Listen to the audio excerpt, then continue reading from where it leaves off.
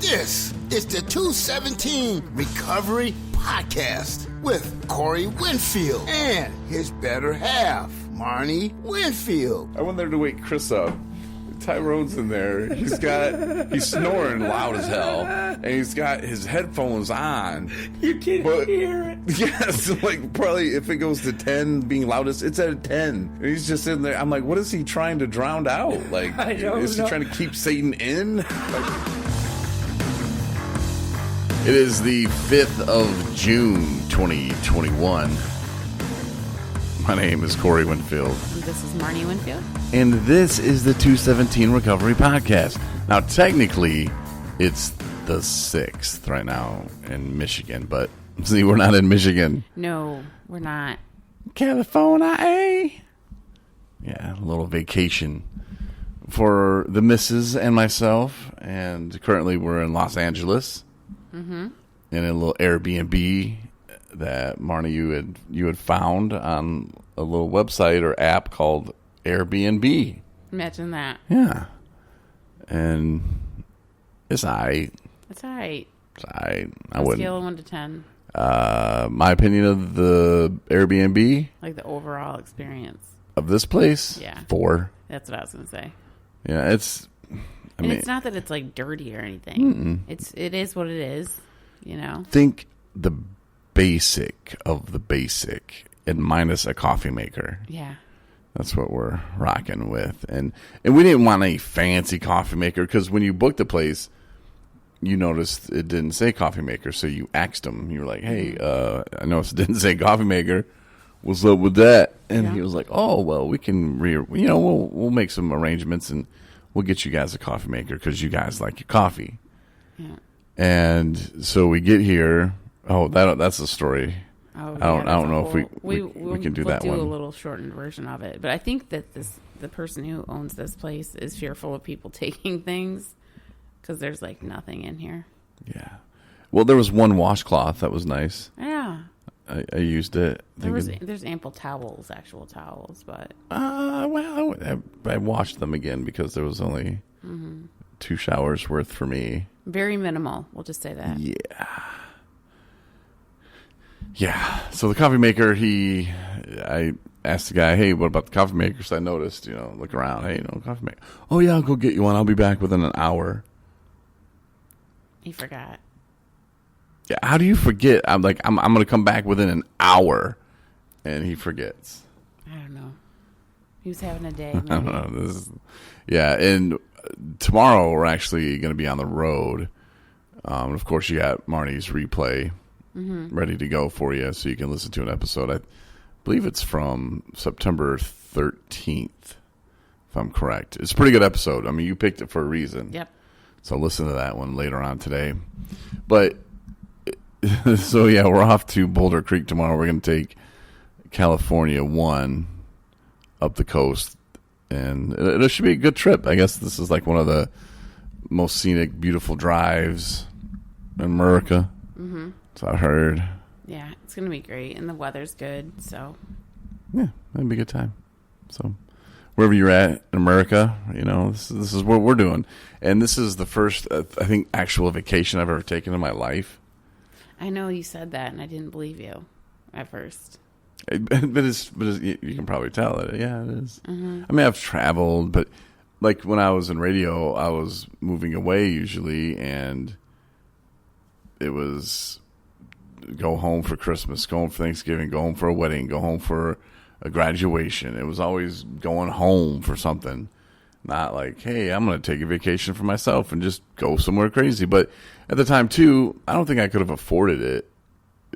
I spent my money on alcohol. Mm-hmm. So that's one of the nicer things about being in recovery. One of the many perks of being in recovery is you got extra cash. And of course, when you fall in love and your wife is a hard worker and makes tons of money. Oh, right. Sure. Then it makes it easier, too. Just saying. But for real, though.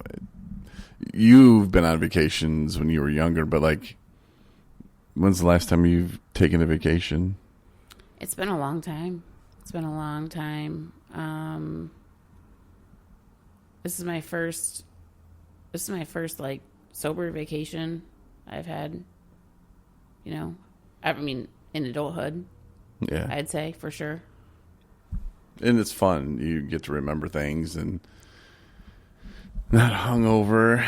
Not where I gotta go get drunk. You can actually experience where you're at. Mm-hmm. Which for us was kind of difficult because we came out and it was early and we didn't get much sleep.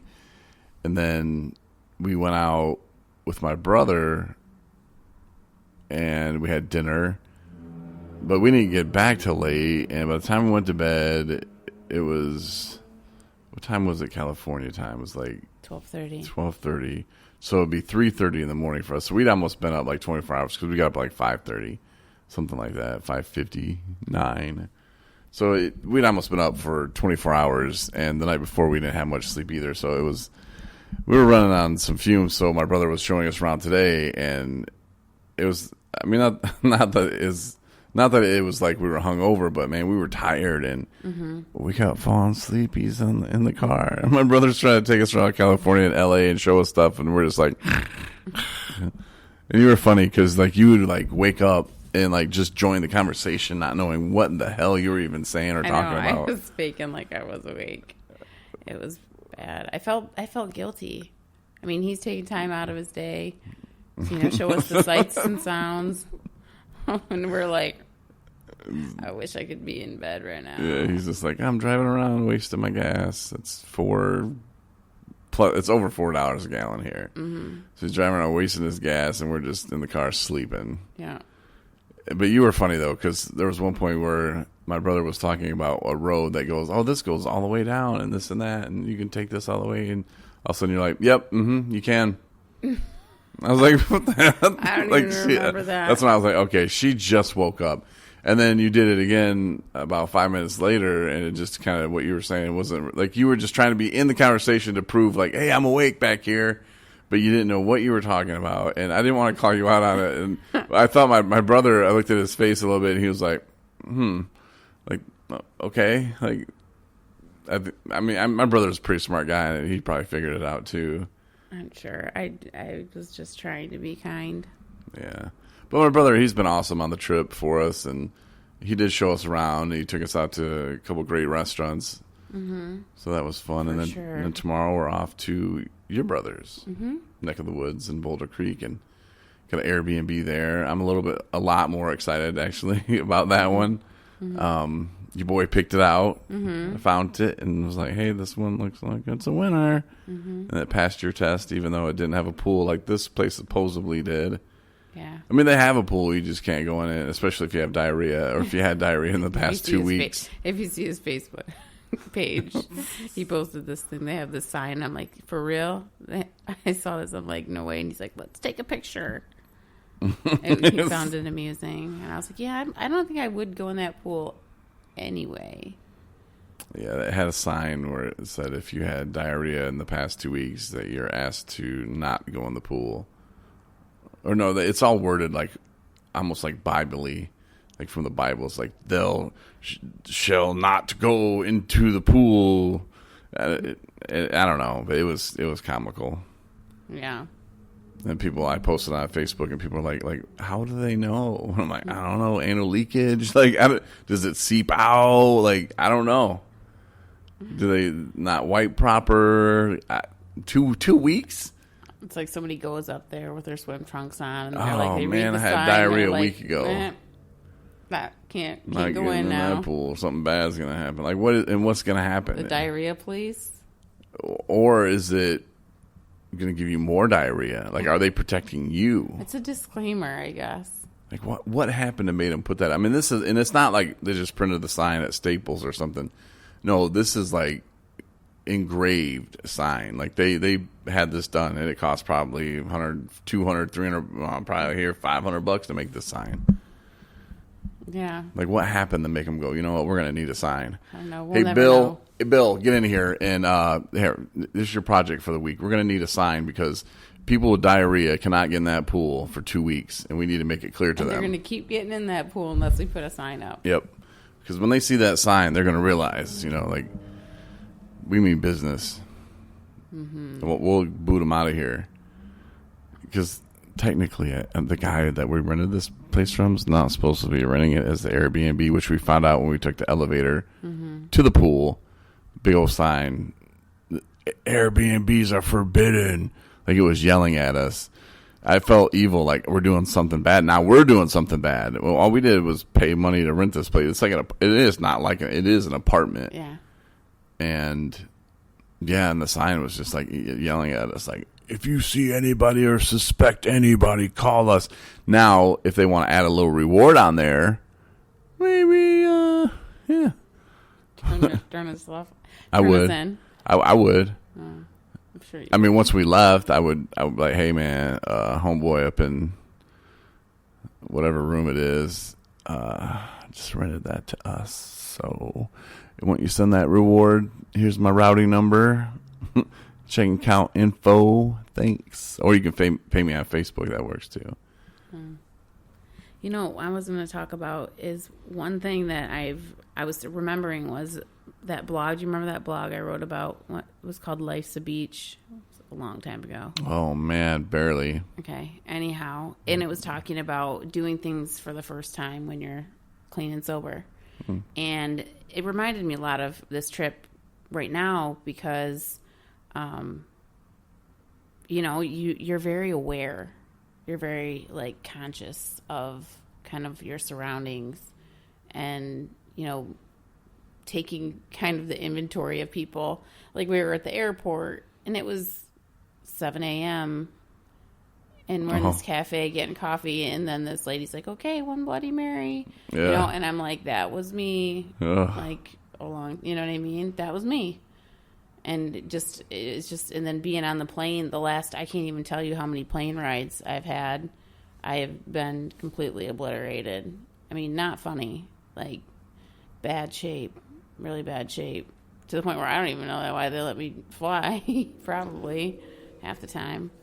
So, I mean, it's sad in a way, but it's also like makes you appreciative of where you are right now. Yeah. You know, and then, you know, we're driving around, we're seeing the sights and sound. We got his brother in the front seat. He's pointing out all these awesome things. And I'm like, I literally probably counted, like, I didn't physically, like, actually tally them, but I was, like, noticing liquor store, liquor store, liquor store. Not that I was obviously looking for a liquor store or, you know, just aware, the awareness of it all. Because I remember times when I was in unfamiliar areas, and I would be like, I got to remember where that's at. You know? Seriously. And just in watching people's behaviors, there's a lot of homeless people here, you know, and a lot of them are not in very good shape. Yeah, mentally, you know, physically. And who knows if addiction plays a piece in it and where and when and how much or whatever. It's not like we actually talk to them, and you can't make that assumption, you know. But, yeah, it's sad. We saw Skid Row.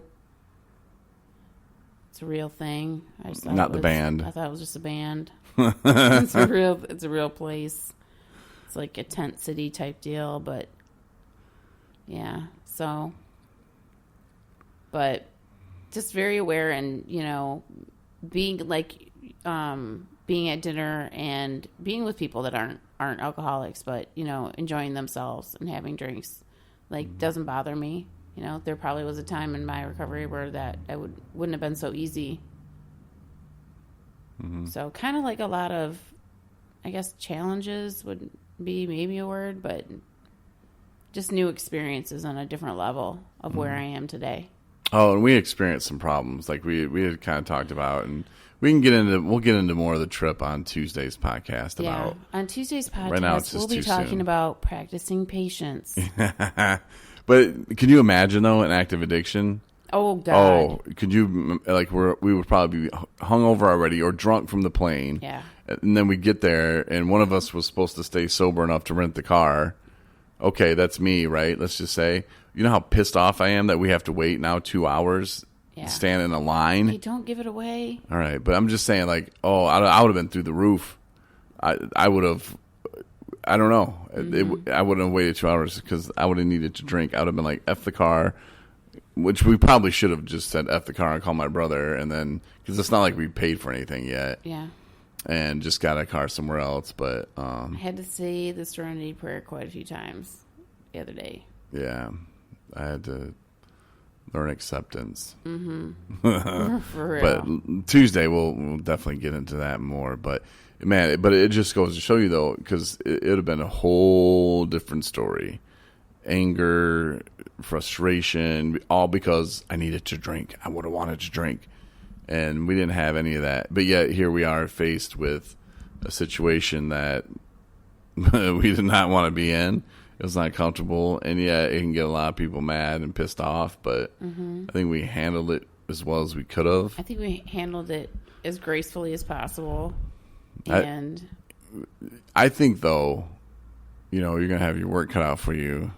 When your Yelp reviews come out? No. Oh. When we have to get that payment stuff situated and figured out and refunded or whatever. That's not my arena. It's a you thing. The office director on that. Yeah, but you're so much better at that. We'll flip a coin. We'll see whose battle that's going to be. But yeah, it's nice though to step back and look back at the situation we went through and go, yeah, not one time that I think, oh my God, I got a drink. Yeah, not one time. That's good. And then we went to dinner with my brother, and I think at first we're like, well, maybe we shouldn't drink around them, and then my brother's friend Zool, he's like, yeah, I have one. Yeah, we're like, hey, feel free, guys. Like it's. We just choose not to because there's not enough alcohol here for us. Like in the world, yeah, in the city. You want to see a shit show? Well, we're not ready to do that presentation just now. So, and I think he ended up ordering a second drink, and he was like apologizing almost. And you're like, I drank more alcohol that's in this restaurant than you, at a time. So yeah, it's like nah. But yeah, they don't have to feel that way, and that's different for people too. If you're listening and you're thinking, "Well, my brother, uncle, cousin, whoever is in recovery, and I don't really want to drink around him, and he's got 2 months sober, and okay, then if you're questioning that, well, maybe you should just not drink around him. If you're not an addict, you're not addicted, and to whatever, maybe you shouldn't use any kind of drug around those people. But. Again, this is my house. I'll do what I want to. And if you got that attitude, then that's fine too. But just know that, that person might leave because they do feel uncomfortable. But if they are comfortable with it, they'll let you know. I told my family one time that, it made me so uncomfortable that they were like in the back room hiding. And I walked in. I'm like, what are you guys doing? They're like, oh, yeah. And it made it kind of uncomfortable, but. Not saying that I didn't think about then, I was very early in recovery at that time, and that wasn't this time. I did end up relapsing, but I wouldn't say that it was because I walked into a room with them drinking. Yeah, I think an advice that we've talked about before that's worked, at least for me, is kind of just having this mentality of it's my sobriety is my responsibility, and I need to be prepared for the world because there's alcohol in the world, there's drugs in the world, and people are going to drink it and people are going to use it. And where it's going to be and when it's going to be, wherever it's going to be, I might have an inkling about those places, and I have the choice to go to those places or not. And I have to be prepared at all times that there's something I might need to be around. And am I prepared for that? Am I prepared mentally and emotionally and spiritually to be able to, handle that situation and know that, hey, you know what? They can do what they're going to do. I'm not in charge of them. I'm only in charge of myself. And today I know that alcohol and drugs cannot be a part of my life, and I'm not interested anymore.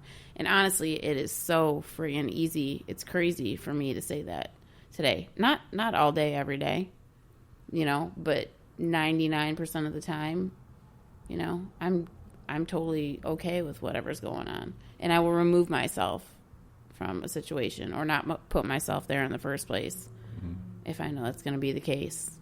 Sometimes they'll catch you off guard, and you got to be prepared for those as well, as much as you can be. And I think by being prepared for what situations might occur, if you're going to a restaurant, be prepared for the waitress to go, "Hey, and what do you want to drink? Or any drinks, guys?" And, they're going to ask you that. So just kind of be prepared for the obvious. But then maybe you're at dinner. Maybe you're not as open in your recovery as Marnie and I are, and you're meeting an old friend. Let's just say it's not a vacation. Maybe you're just meeting an old friend for dinner, but some would say dinner and drinks. Well, you go there, and this person doesn't know you're in recovery, and they don't know that you've struggled with substances or whatever, and here it's come drink time, and okay, you're prepared for the waitress or waiter to come up and say, "All right, you got drinks," and you're like, no, I'm driving or whatever. But are you prepared for the friend to go, "Oh no, don't worry, man, I got it," Yeah, and it's been so long. It's been too come long. on, I'm gonna treat. Yeah, I'm buying, man. Yeah. Like, are you prepared for that? Walk through those situations of what could happen, and then times it by 10, and then think, okay, well, even if this does happen, or even if he makes me drink. No one's gonna make you drink. No. Trust me. But just that would be my advice that you didn't ask for, but I just gave it anyway, and hopefully that can help somebody out. Preparing, but then prepare for the unprepared, and it'll be uncomfortable. You're gonna feel like, oh shit, like what do I do? Just calm down and trust your soul, not your brain, and you'll figure it out. If you want to remain sober. that's the way to do it. Right. And don't be ashamed. There's nothing wrong with being in recovery. You changed your life for the better.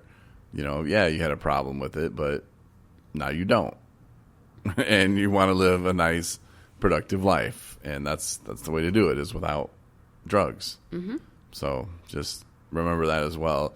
That's something that I kind of brought up today at dinner with my brother and his friend, Zul. I was like, some people, they're just not ready to take on the acceptance of, I need help. And when I was talking about like my stepbrothers, they could go live with my dad in Arizona, and I was like never really allowed to. I was like, with the time I did ask, I was like, "Hey man, let me come stay with you for a bit, figure my life out. I'm 37 years old. I need to hit a reset button here." And maybe I was 38. No, 30, whatever it was. And his response wasn't the one I wanted, but hey man, that's his life, and it's his house. If he wants to tell me no, he can tell me no. If he wants to say, "Well, let me check with the stepmom," that's on him. But I was talking about how my stepbrother, how when he would drink, how he was treated at their house. "Oh, you can't drink here. You drink too much. You're alcoholic. Get out of here." Instead of, "Hey son, let's get you some help." Like there needs to be more of that kind of thinking instead of, "Get out of my house. So how can I help you?" And now my mom might be rolling her eyes, and I doubt it, but there's a difference between helping and enabling as well. And I think the more people start to become more aware of, how dangerous alcohol really is, and not very rarely does it play out like a TV commercial. Very rarely. And to be accepting of, okay, like I'm going to have a real heart to heart. I'm going to find out what the steps are and how to get people in. If it's a family member, it's a son, a loved one, a daughter, like you got to prepare yourself for the long road, because it's not just, "Oh, well, I'm just going to quit and there you go, I'm done. I don't have to go to meetings. I don't see a therapist. I'm just going to quit." That's step one. And then there's about 10 more that come with it. And it doesn't mean that they're not serious about it, because they know, okay, my life is shit when I drink, and let's change that around, and let's not drink. Okay, they're probably serious. They've had enough. But for most of us, it takes a lot more than that, and it takes from trying and failing. That's how we do learn. Is by watching other people and by trying it ourselves. And I keep hearing this over and over. Like the last 2 or 3 days, I've heard it probably 6 times of, well, I'm just going to do it on my own. Yeah. And I'm just amazed that I've met so many people that are going to do it on their own when nobody, to my knowledge, that hasn't been like thrown into prison or left on a deserted island really have done it on their own successfully. Mm-hmm. And if they have, I can guarantee you their life's not as good as mine right now. See, when I used to say, well, I said that all the time as well, so I'm familiar with that phrase. But there was a time in my life when those words, that I'm going to do it on my own, they didn't really mean that. They just translated to, I'm not ready to put down the drink yet. That's what that meant. I didn't actually believe that I could do it on my own. I had no intentions, of making that sacrifice at the time, is what I looked at it as and yeah, I wasn't ready. So, but those are the words that were like socially acceptable to say to people that were telling you, that you have a problem. You're like, no, I'm gonna do it on my own. I'm gonna drink this weekend only. I'm just gonna drink on Saturday. I'll do it my way. Yeah. Do it on my own. I gotta figure it out. I don't need AA. I don't need any of that. I don't need my stupid therapist. What am I gonna talk to him about? I don't even like him. Instead of let me switch it up. Oh no! And then they talk about making deals or whatever. Like, oh well, I'll see my therapist, and I'll go to meetings. Like that cancels out the fact that you really haven't put down the drink. But it's better than not, I suppose, going to therapists and going to meetings and, still not 100% clean. But I did that too. And until I put my whole self in 100%, mind, body, soul, that I was ready to change, nothing was going to happen for real. That's the truths. Mm-hmm. And until I just came to that point of it's not an option anymore. Maybe probation made that happen for me, because I look back and think of when that time was when I was like, I'm just never going to drink again and I'm good with it. It might have been, probation probably had something to do with that, just because it was holding me accountable. And sometimes the worst situation in your life might actually be the best situation in your life. Mm-hmm. My sister, she had prayed that I would, get arrested and, not hurt anybody. And that's kind of what happened. And it was, one of the best things that's ever happened to me, to have that responsibility to stay clean and that commitment, to stay clean. And if I didn't, well, then I was going to have repercussions, and I really didn't want that. And I really did want a good life. It's just like when I was younger and I would watch movies or whatever, and people would become alcoholics and how they treat them in the movie. Oh, they were just despicable people. And I thought, that's never going to happen to me. I just drink a little bit every day, a lot, but that's not me. I'm not that guy. Look, he doesn't have a house. He doesn't have a car. I have a car and a house. That's not me. And then it became me. And I was like, oh, damn. And then it flip-flopped to seeing the people in AA meetings and NA meetings that have had 2, 3, 5 years. And I'm just like, how in the hell do they do that? That's not going to happen to me. It flipped I don't know. And then it did happen to me, so it's how you think about things and it's how you prepare yourself. But mm-hmm.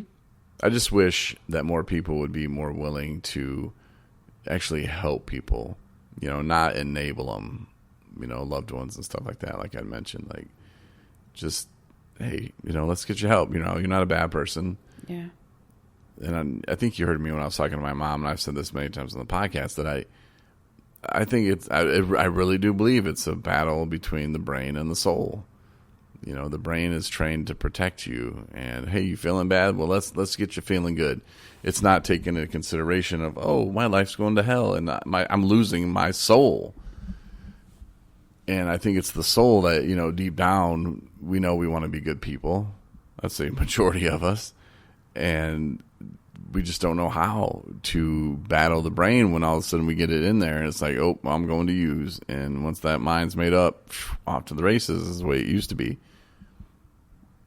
But now I think, it's not that I have more of a soul, but I think being more spiritual and in touch with God, I think that it kind of brings things full circle. And it does make it a lot easier, to believe in somebody or something and to trust that, it's going to work out how it's supposed to. And if it doesn't work out the way I want it to, it's not the end of the world.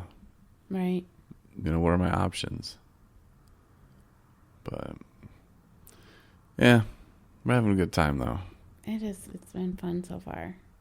But we need to hit the hay because we got a nice little road trip tomorrow or today because it is past midnight now in California. But we did want to get a podcast in, and we didn't want to keep people waiting too long. And we really appreciate you. And we're going to upload photos as well.